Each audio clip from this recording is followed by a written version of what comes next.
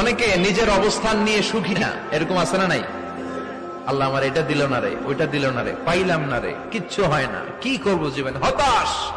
আসলে আছে কিন্তু অনেক, কিন্তু শুকরিয়া নাই, ডাকাত, ঠিক কিনা? নিজের অবস্থান নিয়ে সুখী না, কিন্তু অনেক লোক আছে তারা আপনার অবস্থানে পৌঁছতে চায়। তাদের দিকে তাকিয়ে দেখেন, আপনি যে অবস্থানে আছেন এই অবস্থানে পৌঁছাটা অনেকের কাছে স্বপ্ন।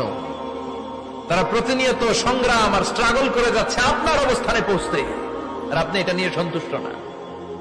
শেখ সাদির নাম শুনেছেন? বালাগাল উলা কাশাফাত দুজা, এই কবিতাটা রচয়িতা ইরানের বিখ্যাত এক কবি। উনি একবার আর্থিক সমস্যার মধ্যে দিয়ে সময় কাটাচ্ছেন, টাকা নাই, পয়সা নাই, পায়ে দেওয়ার মতো জুতা নেই। উনি খুব দুঃখ পেলেন, হায় রে, আমি ইরানের এত বড় কবি, আমার পায়ে দেওয়ার মতো জুতা নাই।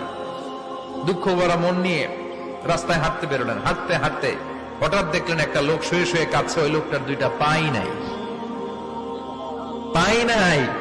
উনি সেজদায় পড়ে গেলেন, আল্লাহর কাছে ক্ষমা চাইলেন, আল্লাহ অনেক দিয়েছো, শুকর আলহামদুলিল্লাহ। এজন্য যেই পরিস্থিতিতেই থাকি না কেন আমরা কি পড়বো? জোরে বলেন, কি পড়বো? এজন্য কানাতু মিনাল ইসলাম, অল্পে তুষ্ট থাকার নাম হলো ইসলাম। সম্পদ লাগবে কিন্তু সম্পদের পাহাড় লাগবে না, ঠিক কিনা? অল্প খান, অল্প পড়েন, অল্প জমান, অল্পের ভেতরে বরকত ঢুকায়া দিছে কে? দেখবেন যাদের সম্পদ অল্প তারা সুখী বেশি।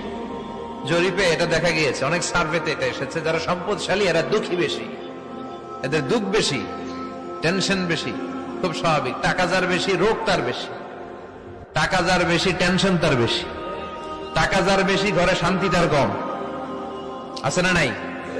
ঘরের ভেতরে অশান্তি, ছেলে কথা শোনে না, ছেলে টানে গাঞ্জা, মেয়ে করে পরকিয়া। আছে না নাই? স্ত্রী কথা শোনে না, ভালোবাসা নাই, ঘরটা জাহান্নামের টুকরা। রোগ বালাই, এক একটা হসপিটাল বিল পরিশোধ করতে মাসে 5 লাখ 10 লাখ। আছে না নাই? কিছু খেতে পারে না, ডাক্তার একেবারে ডায়েট মেনু বেঁধে দিয়েছে। ডায়েট, ভেরি ডায়েট মেনু, এটা এটা এটা এটা কিছুই খাবেন না, শুধু গরু খাবেন না, খাসি খাবেন না, চিংড়ি খাবেন না, খালি ঘাস খাবেন। ইচ্ছে মতো ঘাস খাবেন, মানে ঘাস জাতীয় যত আইটেম আছে সব খাবেন। শাক খাবেন, সবজি খাবেন, সালাদ খাবেন। গরু, চিংড়ি, মুরগি, গোশত, ইলিশ কিছু খেতে পারে না। তাহলে রোগ বেশি, খাওয়ার মজা নাই, ঘরে সাংসারিক শান্তি নাই, খালি ব্যারাম আর ব্যারাম, ঠিক কিনা?